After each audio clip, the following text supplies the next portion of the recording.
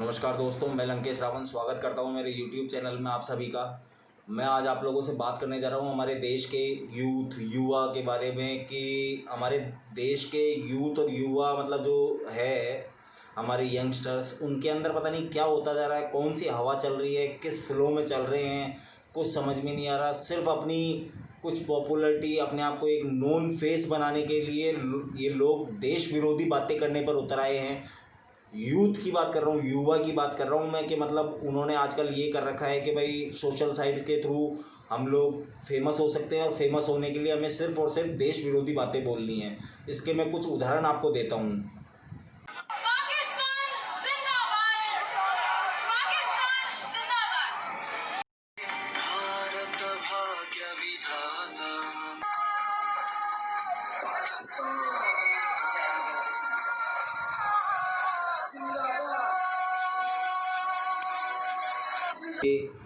एक ने national anthem चला करके उसकी तरफ मिडिल फिंगर किया है नेशनल एंथम को, और दूसरी लड़की ने AIIM जो कि ओवैसी वाली पार्टी है उस मंच पर खड़े होकर के पाकिस्तान जिंदाबाद के नारे लगाए हैं। उसके अलावा कर्नाटक के अंदर 3 कश्मीरी लड़के पकड़े गए हैं जो अपने रूम में बैठ कर के एक वीडियो बनाते हैं और उसके ऊपर एक गाना चलाते हैं जो पाकिस्तानी गाना है। उसके अंदर एंड में लाइनें हैं पाकिस्तान जिंदाबाद, तो वो लोग उसके साथ में उसको रिपीट करते हैं। मुझे एक चीज़ बताइए, चाहे वो कश्मीरी हो, बेंगलोर के हो, मतलब वो साउथ इंडियन हो, कोई सा भी इंडियन हो, है तो इंडियन। तो यार आप लोग मुझे एक चीज़ बताइए, क्या आजकल मतलब ये एक ट्रेंड चल गया है कि मतलब सुर्खियों में आने के लिए, लोगों के बीच में अपना नाम चलाने के लिए, अपनी एक अलग पहचान बनाने के लिए आप मतलब देश विरोधी बातें करेंगे? मतलब क्या बोलें, क्या इनके संस्कारों की बात करें, क्या मतलब क्या बोला जाए इन लोगों के लिए? मैं तो कोई उचित वर्ड इन लोगों के लिए ढूंढ नहीं पा रहा हूँ, क्योंकि अगर मैं मेरे मुंह से किसी तरीके की गंदगी निकालूंगा तो मैं इन लोगों से मतलब कहीं भी अपने आप को कम नहीं समझ पाऊंगा। जैसे ये है वैसा ही मैं हो जाऊंगा। तो मैं कोई गलत बात तो बोलना नहीं चाहूँगा इन लोगों के लिए, लेकिन मैं एक ही चीज़ कहना चाहूँगा कि भाई आप सभी लोग जो भी सोशल मीडिया से जुड़े हुए हैं, आप लोगों के सामने ऐसी चीज़ें आती हैं, आप लोग इन चीज़ों का विरोध करना सीखिए। क्योंकि अगर आप लोग विरोध नहीं करेंगे तो देश में इस तरीके की जो चीज़ें हैं कि ज़्यादा से ज़्यादा बढ़ती रहेंगी।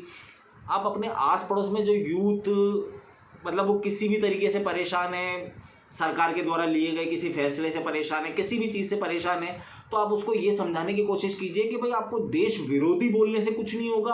अगर आपको कोई प्रॉब्लम है, किसी भी तरीके की कोई समस्या आ रही है, तो आप उसको यहाँ की सरकार के सामने रखें, किसी भी तरीके से पहुँचाएं। वो नहीं पहुँचा पा रहे, आप उनके पड़ोसी हैं, आप किसी को बोलें, आप कोई किसी को नहीं बोल सकते हैं। अगर आप लोग मेरा वीडियो देख रहे हैं, आप मेरे पास तक ये चीज़ पहुँचाएं कि भाई इस बंदे को ये प्रॉब्लम है। मेरे से जो बन सकेगा, मैं जहाँ तक सरकार के अंदर इस बात को पहुँचा सकूँगा मैं पहुँचाऊँगा। लेकिन ये सॉल्यूशन नहीं है कि आप देश विरोधी बातें बोलें, देश के खिलाफ नारे लगाएं, या दूसरे देश जो हमारे प्रतिद्वंदी देश हैं उन लोगों के जिंदाबाद के नारे लगाएं।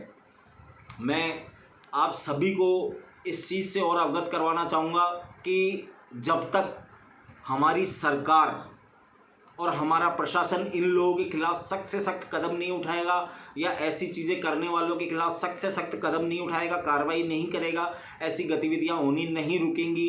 क्योंकि अभिव्यक्ति की आज़ादी के नाम पर आजकल सभी लोगों ने ये सोच लिया है कि भाई जो हमारे मन में आएगा हम वो करेंगे। उन्हें ये लगता है कि ऐसा बोलने से मतलब लोगों को बुरा लगेगा, लोगों की भावनाएं आहत होंगी, तो वो हमें याद रखेंगे कि साहब वो लड़की अच्छा उसने वो जो उस टाइम पर बोला था।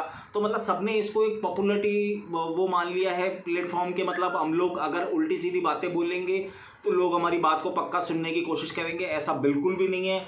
सरकार अगर सुनना चाहेगी तो आप जो सीधा सीधा बोल रहे हैं वो भी सुनेगी, और अगर नहीं सुनना चाहेगी तो आप ऐसे वीडियो बना दीजिए। आप लोगों के लिए कोई सज़ा नहीं है। मतलब सरकार आपका सुन ही नहीं रही है, आप लोगों के ऊपर ध्यान ही नहीं दे रही है, तो आप लोगों को जो भी बात बोलनी है वो बड़ा तरीके से और अच्छे शब्दों के अंदर रखने की कोशिश किया करें।